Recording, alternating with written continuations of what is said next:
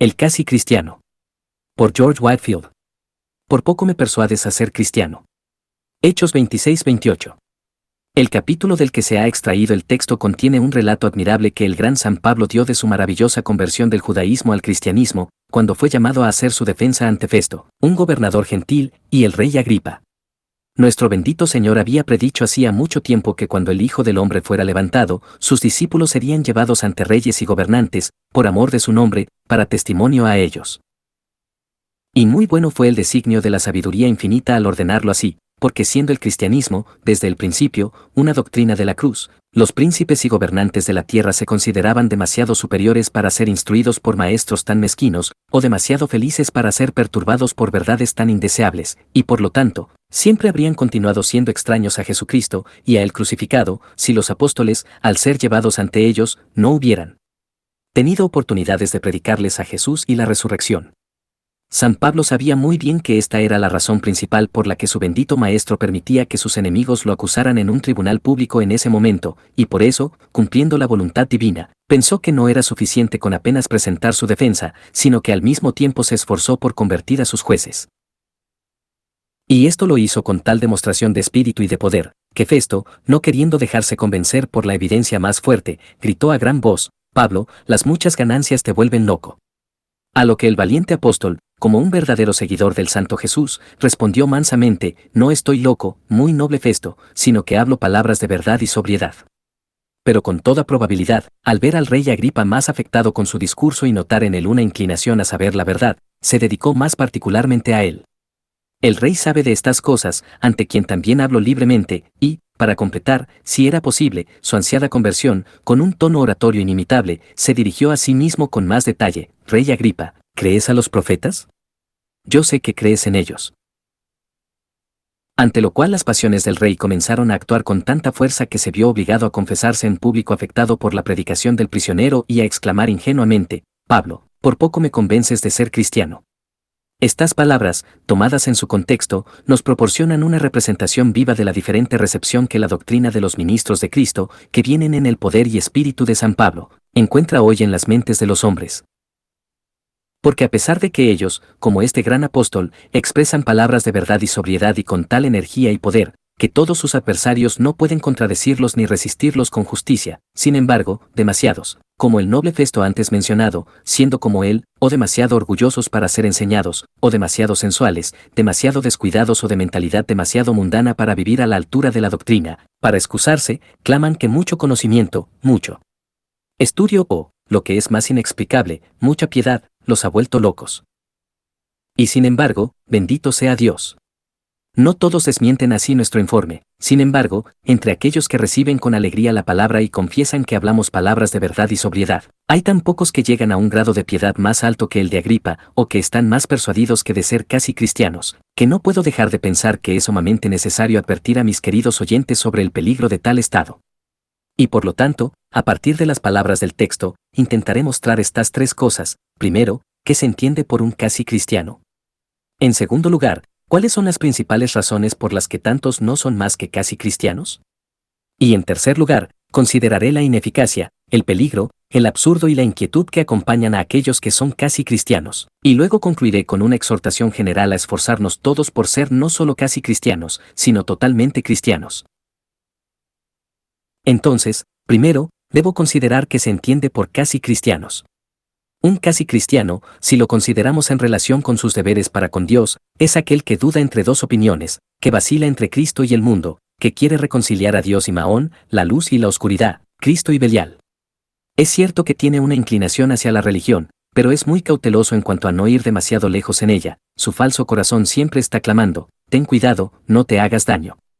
Es cierto que ruega que la voluntad de Dios se haga en la tierra como en el cielo.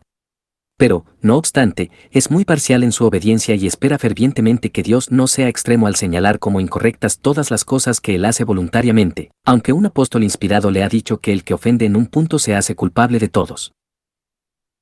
Pero, principalmente, es alguien que depende mucho de las ordenanzas externas, y por eso se considera justo y desprecia a los demás, aunque al mismo tiempo es tan ajeno a la vida divina como cualquier otra persona. En resumen, le gusta la forma, pero nunca experimenta el poder de la piedad en su corazón. Sigue año tras año, asistiendo a los medios de gracia, pero luego, como las vacas flacas del faraón, nunca es mejor, sino más bien peor para ellas. Si lo consideramos con respecto a su prójimo, es alguien que es estrictamente justo con todos, pero esto no procede de ningún amor a Dios o consideración al hombre, sino solo a través de un principio de amor propio, porque sabe que la deshonestidad arruinará su reputación y, en consecuencia, obstaculizará su prosperidad en el mundo. Es alguien que depende mucho de ser negativamente bueno, y se contenta con la conciencia de no haber hecho daño a nadie, aunque lee en el Evangelio que el siervo inútil fue arrojado a las tinieblas de afuera, y la higuera estéril fue maldecida y secada desde las raíces, no por dar mal fruto, sino por no dar fruto. No es enemigo de las contribuciones caritativas en público, aunque no las recomiende con demasiada frecuencia, pero ignora las amables funciones de visitar a los enfermos y a los presos, vestir a los desnudos y aliviar a los hambrientos de manera privada.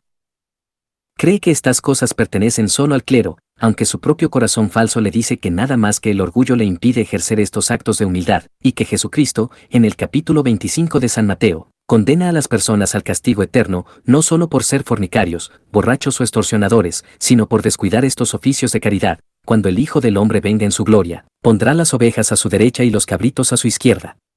Y entonces dirá a los de su izquierda, apartaos de mí, malditos, al fuego eterno preparado para el diablo y sus ángeles. Porque tuve hambre, y no me disteis de comer, tuve sed, y no me disteis de beber, fui forastero, y no me recogisteis, desnudo, y no me cubristeis, enfermo y en la cárcel, y no me visitasteis.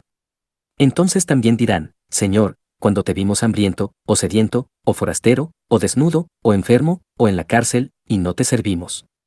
Entonces les responderá, de cierto os digo, no te aflijas, ni vosotros, en cuanto no lo hicisteis a uno de estos mis hermanos más pequeños, tampoco a mí lo hicisteis, y estos irán a mí, al castigo eterno, y estos irán al castigo eterno. Pensé que era apropiado darles todo este pasaje de las Escrituras en su totalidad, porque nuestro Salvador pone un énfasis tan particular en él, y sin embargo, es tan poco considerado, que si juzgáramos por la práctica de los cristianos, uno se vería tentado a pensar que no hay tales versículos en la Biblia.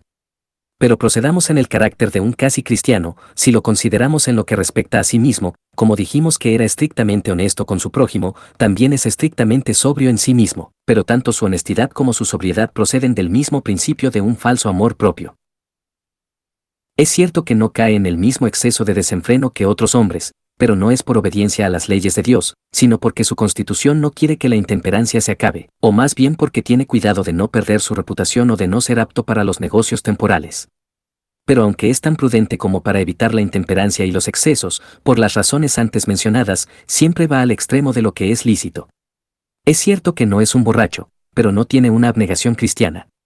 No puede pensar que nuestro Salvador sea un maestro tan austero como para negarnos el placer de ciertas cosas, y por eso está tan desprovisto de un sentido de verdadera religión, como si viviera en el libertinaje o en cualquier otro crimen. En cuanto a establecer sus principios y su práctica, se guía más por el mundo que por la palabra de Dios. Por su parte, no puede pensar que el camino al cielo sea tan estrecho como algunos quieren hacerlo, y por lo tanto, no considera tanto lo que las Escrituras exigen, sino lo que hace tal o cual hombre bueno, o lo que mejor se adapta a sus propias inclinaciones corruptas. Por esta razón, no solo es muy cauteloso, sino también muy cuidadoso con los recién convertidos, cuyos rostros están puestos hacia el cielo, y por lo tanto siempre está haciendo el papel del diablo, y les pide que se guarden, aunque no estén haciendo más que lo que las Escrituras estrictamente les exigen que hagan, la consecuencia de lo cual es que no se deja entrar en el reino de Dios, y a los que entran nos impide. Así vive el casi cristiano, no es que pueda decir que lo he descrito completamente, pero a partir de estos bosquejos y bosquejos de su carácter, si sus conciencias han hecho su trabajo apropiado y han hecho una aplicación particular de lo que se ha dicho a sus propios corazones, no puedo sino temer que algunos de ustedes puedan observar algunos rasgos en su retrato, por odiosos que sean, que casi se parecen a los suyos, y por lo tanto, no puedo sino esperar que se unan al apóstol en las palabras que siguen inmediatamente al texto y deseen ser no solo casi, sino totalmente cristianos. Paso a la segunda cuestión general que se propone, considerar las razones por las cuales tantos no son más que casi cristianos. Y la primera razón que mencionaré es que muchos se plantean falsas nociones de religión, aunque viven en un país cristiano, sin embargo no saben lo que es el cristianismo. Tal vez esto pueda parecer una afirmación dura, pero la experiencia demuestra tristemente su verdad, Pues algunos sitúan la religión en el hecho de estar en esta o aquella comunión, más aún en la moralidad, la mayoría en una serie de deberes y un modelo de conducta, y pocos, muy pocos reconocen que es lo que realmente es, un cambio interior completo de la naturaleza, una vida divina, una participación vital de Jesucristo, una unión del alma con Dios, lo cual expresa el apóstol al decir, el que se une al Señor, un espíritu es con él. Por eso sucede que muchos, incluso los más sabios, cuando se habla con ellos sobre la esencia, la vida, el alma de la religión, es decir, nuestro nuevo nacimiento en Jesucristo, confiesan que ignoran por completo el asunto y claman con Nicodemo, ¿cómo puede ser esto? No es de extrañar, pues, que tantos sean casi cristianos, cuando tantos otros no saben lo que es el cristianismo, no es de extrañar que tantos se queden con la forma, cuando son totalmente ajenos al poder de la piedad, o se contenten con la sombra, cuando saben tan poco acerca de la sustancia de la misma. Y esta es una de las causas por las que tantos son casi cristianos, y tampoco son totalmente cristianos. Una segunda razón que puede darse por la cual tantos no son más que casi cristianos, es un temor servil al hombre. Multitudes hay y ha habido, que, aunque han despertado a un sentido de la vida divina, y han gustado y sentido los poderes del mundo venidero, sin embargo, debido a un vil temor pecaminoso de ser considerados singulares o despreciados por los hombres, han permitido que todas esas buenas impresiones se desvanecieran. Es verdad, tienen cierta estima por Jesucristo, pero entonces, como Nicodemo, vendrían a él solo de noche, están dispuestos a servirle, pero lo harían en secreto, por temor a los judíos, desean ver a Jesús, pero no pueden venir a él debido a la multitud, y por temor a ser ridiculizados y burlados por aquellos con quienes solían sentarse a la mesa. Pero bien profetizó nuestro Salvador acerca de tales personas, como podéis amarme, pues recibís honor los unos de los otros, ay. ¿No han leído nunca que la amistad de este mundo es enemistad con Dios y que nuestro Señor mismo ha amenazado? El que se avergüence de mí o de mis palabras en esta generación malvada y adúltera, ¿de éste se avergonzará el Hijo del Hombre cuando venga en la gloria de su Padre y de sus santos ángeles? No es de extrañar que tantos sean casi cristianos, ya que tantos aman la alabanza de los hombres más que la honra que viene de Dios. Una tercera razón por la que tantos no son más que casi cristianos, es el amor reinante al dinero. Este fue el caso lastimoso de aquel joven atrevido del Evangelio, que vino corriendo a nuestro bendito Señor y, arrodillándose ante él, le preguntó qué debía hacer para heredar la vida eterna, a lo cual nuestro bendito Maestro respondió, tú sabes los mandamientos, no matarás, no cometerás adulterio, no hurtarás. A lo cual el joven respondió, todo esto lo he guardado desde mi juventud. Pero cuando nuestro Señor procedió a decirle, una cosa te falta, ve, vende todo lo que tienes y dalo a los pobres, se entristeció por esta palabra y se fue triste, porque tenía muchas posesiones. Pobre joven. Tenía buena voluntad para ser cristiano y heredar la vida eterna, pero la consideró demasiado cara, si podía comprarla con un gasto no menor que el de sus bienes. Y así, hoy en día, muchos, tanto jóvenes como viejos, acuden corriendo a adorar a nuestro bendito Señor en público y a arrodillarse ante Él en privado, y preguntar en su Evangelio qué deben hacer para heredar la vida eterna, pero cuando descubren que deben renunciar al goce personal de las riquezas y abandonar todo afecto para seguirlo, claman, el Señor nos perdone en esto. Te rogamos que nos perdones. ¿Pero es el cielo una nimiedad en la estima de los hombres que no valga un poco de tierra dorada? ¿Es la vida eterna una adquisición tan insignificante que no merezca la renuncia temporal a unas cuantas riquezas transitorias? Sin duda que sí. Pero por inconsistente que pueda ser esa conducta, este amor desmesurado al dinero es, con demasiada evidencia, la causa común y fatal de que tantos no sean más que casi cristianos. La cuarta razón es que el amor al placer no es una causa menos rara ni menos fatal de que tantos no sean más que casi cristianos. Hay miles y decenas de miles que desprecian las riquezas y que con gusto serían verdaderos discípulos de Jesucristo si el desprenderse de su dinero los convirtiera en tales, pero cuando se les dice que nuestro bendito Señor dijo, quien quiera venir en pos de Él, que se niegue a sí mismo, al igual que el joven lastimoso mencionado anteriormente, se van tristes porque tienen un amor demasiado grande por los placeres sensuales. Tal vez envíen por los ministros de Cristo, como Herodes hizo por Juan, y los escuchen con gusto, pero tóquenlos en sus Herodías, díganles que deben separarse de tal o cual placer querido, y con el malvado Acabe exclaman, ¿nos has hallado, enemigo nuestro? Háblenles de la necesidad de la mortificación y la abnegación, y es tan difícil para ellos escuchar, como si les ordenaran cortarse la mano derecha o sacarse el ojo derecho. No pueden pensar que nuestro bendito Señor requiere tanto de sus manos, aunque un apóstol inspirado nos ha ordenado hacer morir nuestros miembros que están sobre la tierra. Y él mismo, incluso después de haber convertido a miles y estar muy cerca de llegar al final de su carrera, profesó que era su práctica diaria mantener su cuerpo en servidumbre, no sea que después de haber predicado a otros, él mismo se vuelva a atormentar. Sé un náufrago. Pero algunos hombres serían más sabios que este gran apóstol y nos mostrarían lo que ellos, falsamente, imaginan como un camino más fácil hacia la felicidad. Nos adularían diciéndonos que podemos ir al cielo sin ofrecer violencia a nuestros apetitos sensuales y entrar por la puerta estrecha sin luchar contra nuestras inclinaciones carnales. Y esta es otra razón por la que tantos son solo casi cristianos, y no del todo. La quinta y última razón que señalaré para explicar por qué tantos son solo casi cristianos es la inconstancia e inestabilidad de carácter. Sin duda, ha sido una desgracia que muchos ministros y cristianos sinceros hayan tenido que llorar y lamentarse por un gran número de conversos prometedores que aparentemente comenzaron en el espíritu, pero después de un tiempo se desviaron y terminaron vilmente en la carne, y esto no por falta de nociones correctas en la religión, ni por un temor servil al hombre, ni por amor al dinero o al placer sensual, sino por una inestabilidad y volubilidad de temperamento. Consideraban la religión simplemente como una novedad, como algo que les agradaba por un tiempo, pero después de satisfacer su curiosidad, la dejaron de nuevo a un lado, como el joven que vino a ver a Jesús con una sábana sobre su cuerpo desnudo, lo han seguido por un tiempo, pero cuando las tentaciones vinieron a apoderarse de ellos, por falta de un poco más de resolución, fueron despojados de todas sus buenas intenciones y huyeron desnudos. Al principio, como un árbol plantado junto al agua, crecieron y florecieron por un tiempo, pero como no tenían raíces en sí mismos, ni un principio interior de santidad y piedad, como la calabaza de Jonás, pronto se secaron y se marchitaron. Sus buenas intenciones son también como los movimientos violentos de los espíritus animales de un cuerpo recién decapitado, que, aunque impetuosos, no son duraderos.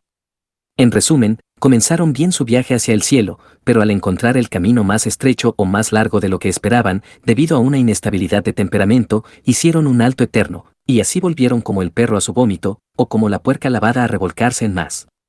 Pero tiemblo al pronunciar el destino de esos profesantes inestables, que, habiendo puesto sus manos en el arado, por falta de un poco más de resolución, vergonzosamente miran hacia atrás. ¿Cómo podré repetirles aquella terrible amenaza? Si alguno retrocede, mi alma no se complacerá en él. Y también, es imposible, es decir, sumamente difícil al menos, que aquellos que una vez fueron iluminados y gustaron del don celestial y de los poderes del siglo venidero, si se apartan, sean renovados de nuevo para arrepentimiento. Pero a pesar de que el Evangelio es tan severo contra los apóstatas, muchos que comenzaron bien, por una inconstancia de temperamento, o, que ninguno de nosotros aquí presente sea así, han sido por este medio del número de los que regresan a la perdición. Y esta es la quinta y última razón que daré de por qué tantos son solo casi cristianos, y no del todo. Pasemos ahora, en tercer lugar, al tema general que nos hemos propuesto, es decir, a considerar la locura de no ser más que un casi cristiano. Y la primera prueba que daré de la locura de semejante proceder es que es ineficaz para la salvación. Es cierto que tales hombres son casi buenos, pero dar casi en el blanco es en realidad errar el tiro. Dios nos exige que le amemos con todo nuestro corazón, con toda nuestra alma y con todas nuestras fuerzas. Nos ama demasiado para admitir rival alguno, porque en la medida en que nuestros corazones estén vacíos de Dios, en la medida en que serán infelices. El diablo, en verdad, como la falsa madre que precedió a Salomón, querría que nuestros corazones se dividieran, como hubiera querido que dividieran al niño, pero Dios, como la verdadera madre, quiere todo o nada. Hijo mío, dame tu corazón, todo tu corazón, es el llamado general para todos, y si no se hace esto, nunca podremos esperar la misericordia divina. Las personas pueden ser hipócritas, pero Dios en el gran día las matará, como lo hizo con Ananías y Zafira por boca de su siervo Pedro, por pretender ofrecerle todo su corazón, cuando le niegan la mayor parte. Tal vez puedan engañar a sus semejantes por un tiempo, pero aquel que permitió a Elías gritar, entra, esposa de Jeroboam, cuando ella vino disfrazada a preguntar por su hijo enfermo, también los descubrirá a través de sus disimulaciones más astutas, y si sus corazones no están completamente con él, les asignará su porción con los hipócritas e incrédulos. Pero, en segundo lugar, lo que hace que una piedad a media sea más inexcusable es que no solo es insuficiente para nuestra propia salvación, sino también muy perjudicial para la de los demás. Un casi cristiano es una de las criaturas más dañinas del mundo, es un lobo con piel de oveja, es uno de esos falsos profetas de los que nuestro bendito Señor nos advierte en su sermón del monte que debemos cuidarnos, que quieren persuadir a los hombres de que el camino al cielo es más ancho de lo que realmente es, y por eso, como se observó antes, no entran en el reino de Dios, y a los que están entrando les impiden entrar. Estos son los hombres que convierten al mundo en un espíritu tibio de la Odisea, que cuelgan luces falsas y así hacen naufragar a las almas inconscientes y entenebrecidas en su viaje hacia el puerto de la eternidad. Estos son los que son mayores enemigos de la cruz de Cristo que los mismos infieles, porque de un incrédulo todo el mundo se dará cuenta, pero un casi cristiano, por su sutil hipocresía, arrastra a muchos tras de sí, y por lo tanto debe esperar recibir la mayor condenación. Pero, en tercer lugar, así como es sumamente perjudicial para nosotros y dañino para los demás, también es el mayor ejemplo de ingratitud que podemos expresar hacia nuestro Señor y Maestro Jesucristo. ¿Acaso descendió Él del cielo y derramó su preciosa sangre para comprar estos corazones nuestros, y nosotros solo le daremos la mitad de ellos? ¿O, cómo podemos decir que lo amamos, cuando nuestros corazones no están completamente con Él? ¿Cómo podemos llamarlo nuestro Salvador, cuando no nos esforzamos sinceramente por aprobarnos ante Él y así permitirle ver el trabajo de su alma y quedar satisfecho?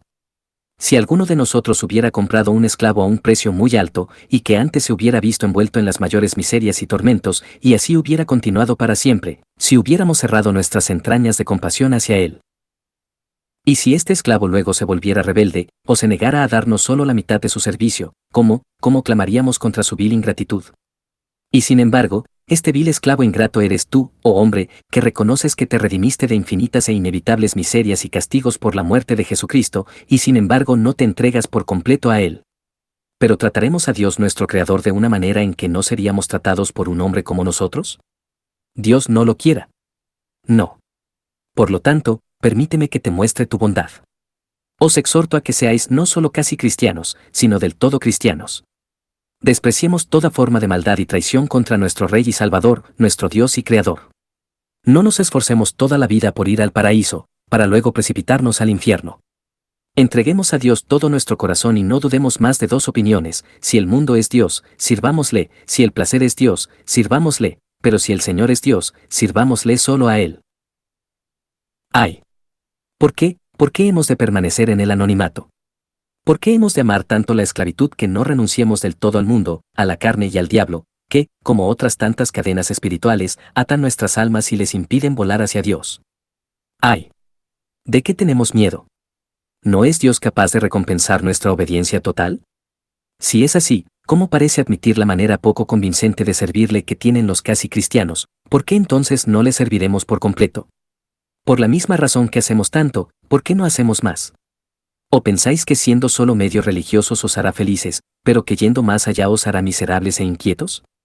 ¡Ay! Esto, hermanos míos, es un engaño en toda regla, que es sino esta media piedad, esta vacilación entre Dios y el mundo, lo que hace que tantos, aparentemente bien dispuestos, sean tan completamente ajenos a los consuelos de la religión. Eligen solo la parte de la religión que les perturba en sus concupiscencias. Y siguen sus concupiscencias hasta el punto de privarse de los consuelos de la religión. Por el contrario, si sinceramente dejaran todo en el afecto y entregaran su corazón por completo a Dios, entonces, y no pueden hasta entonces, experimentarían el inefable placer de tener una mente en unidad consigo misma y disfrutarían de una paz de Dios que, incluso en esta vida, supera todo entendimiento y que antes les era completamente desconocida. Es cierto que si nos dedicamos por completo a Dios, debemos encontrarnos con el desprecio, pero es porque el desprecio es necesario para curar nuestro orgullo. Debemos renunciar a algunos placeres sensuales, pero es porque nos incapacitan para los espirituales, que son infinitamente mejores. Debemos renunciar al amor del mundo, pero es para que podamos llenarnos del amor de Dios, y cuando éste haya ensanchado nuestros corazones, como Jacob cuando sirvió por su amada Raquel, no pensaremos que nada sea demasiado difícil de soportar, ninguna dificultad demasiado tediosa de soportar, a causa del amor que entonces tendremos por nuestro amado Redentor. Así de fáciles y deleitables serán los caminos de Dios incluso en esta vida, pero una vez que nos despojemos de estos cuerpos y nuestras almas estén llenas de toda la plenitud de Dios, oh, ¿qué corazón podrá concebir? ¿Qué lengua podrá expresar? ¿Con qué inefable gozo y consuelo miraremos hacia atrás a nuestros servicios pasados, sinceros y cordiales? ¿Pensáis entonces, mis queridos oyentes, que nos arrepentiremos de haber hecho demasiado? O mejor dicho, ¿no creéis que nos avergonzaremos de no haber hecho más, y nos sonrojaremos de haber sido tan reacios a entregar todo a Dios, cuando Él tenía la intención de entregarse a nosotros en el futuro?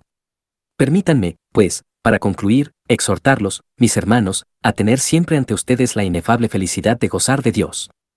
Y piensen, además, que cada grado de santidad que descuiden, cada acto de piedad que omitan, es una joya que se quita de su corona, un grado de bienaventuranza que se pierde en la visión de Dios. Piensen y actúen siempre así, y ya no se esforzarán por arreglar las cosas entre Dios y el mundo, sino que, por el contrario, se esforzarán diariamente por entregarse más y más a Él, estarán siempre velando, siempre orando, siempre aspirando a mayores grados de pureza y amor, y, en consecuencia, siempre preparándose para una visión y un disfrute más plenos de ese Dios, en cuya presencia hay plenitud de gozo, y a cuya diestra hay placeres para siempre. Amén. Amén.